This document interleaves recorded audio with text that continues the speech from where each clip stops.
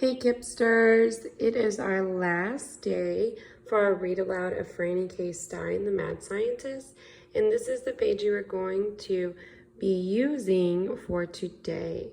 We're going to review really quickly our questions before we get started. The first question we're going to be answering is, why do you think Igor could not hear her when she was trying to get him over the walkie-talkie? And the second question is, what did Franny do to save herself since she could not get Igor's attention? This does say 15 to 17, but we actually read 15 yesterday. So we're going to start at 16 to go to 17. Make sure you are answering the questions on the bottom and drawing a picture to match your answers. So let's get started. I'm so excited to see how this is going to end. Okay. So chapter 16, against gastronomical odds. Franny started sticking her corn chips together with clumps of gum. The bubbles in the root beer were increasing the pressure in Igor's stomach. She checked her watch. They were running out of time. Okay, Igor, let's have one of your big, disgusting burps, she said. But Igor didn't burp. The pressure was building in his stomach, but he wouldn't burp. Franny remembered that she had told him. Gazooks, she said. Igor is trying to follow my rule. He's keeping himself from burping.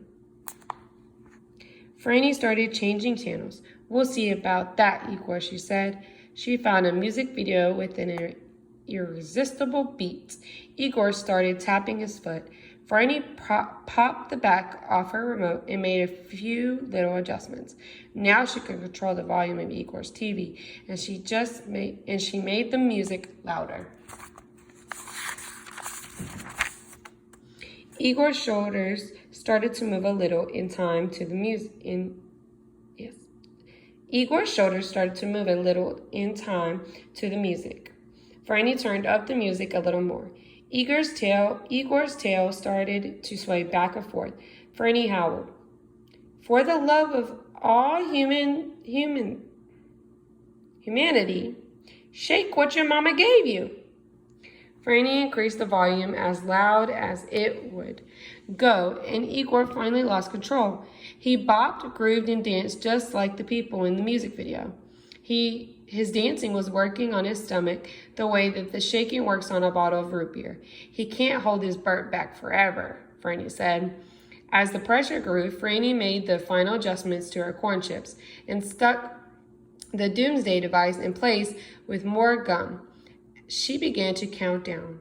5, 4, 3, 2, 1. Igor couldn't hold it back any longer. The pressure in his stomach was just too great, and he burped a huge, gassy dog burp. Burp. Blast off, Franny yelled. She had built a windsurfer out of the corn chips and held it tightly as she rode the root beer burp straight up Igor's throat. She rocketed out of his mouth, moving much too fast to worry about his snaggy teeth, and skidded to a complete stop in front of the shrinkerzer. She fumbled with the wires in the remote. She was starting to panic. Only a minute remained until the bomb went off. Calm down, Franny, she said to herself. She got the wires back in the original position. She hit the button and enlarged to her regular size. She grabbed the doomsday device, opened it up with the screwdriver, which was now the correct size, and with only 2 seconds before it exploded, she managed to turn it off. Igor, Franny, her lab, and half the world were saved. She turned to Igor. It's okay now, Igor. We're safe. Igor smiled. But I have to ask you, why did you eat a doll's foot? Igor shrugged. Seemed like a good idea at the time, he thought. Chapter 17, a weapon of mass affection. Franny wasted no time dismantling the doomsday device. That might have been the worst thing I've ever made. she said. Then she turned her attention to the TV she had built for Igor. And this might be the second worst. Igor jumped in front of the TV. He knew Franny was about to smash it into bits.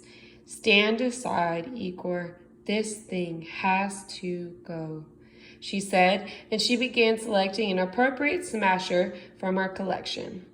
Igor knew begging wouldn't help. Then he noticed the remote control.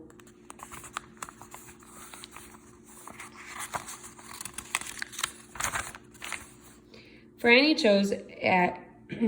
chose a weighty battle axe that had been useful in the past when other experiments had gone badly and had required swift disassembly.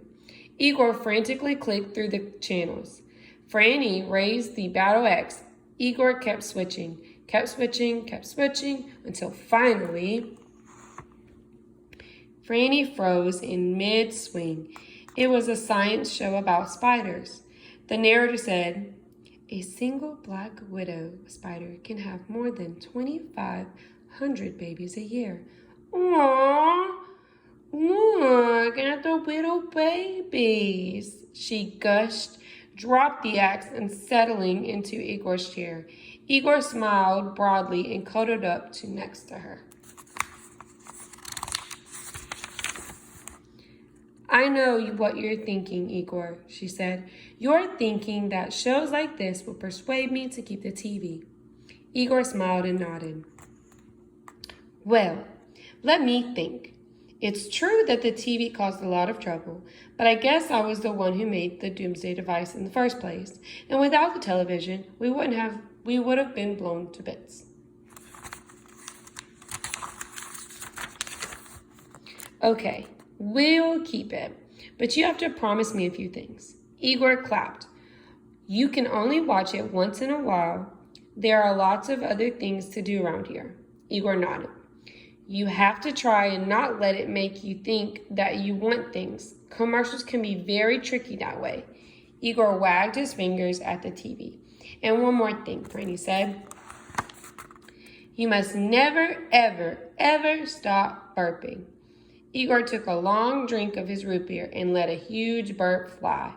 Franny laughed, and the two of them cuddled up in Igor's chair and watched 2,500 adorable newborn babies eat a mountain of flies. The end. So, that was a wonderful book for Miss Hall. Miss Hall loves the Franny K. Stein books. So let's review our packet one more time. This is for Wednesday, the 13th, so make sure you are on the right page. So for our last two questions for our reading, our first one is, why do you think Igor could not hear her when she was trying to get him over the walkie-talkie? This question is answered actually from our last video. So you can always check back to yesterday's video to get the answer. And then the second question is, what did Franny do to save herself since she could not get Igor's attention? Which is what happened in the very beginning of what we read today. So make sure you are answering your questions at the bottom and then drawing a picture to go along with your answers. Ms. Hall has loved the opportunity to read this wonderful book to you, and I hope that you guys enjoyed it just as much as I did. Have an awesome Wednesday, and I will check out and check with you later.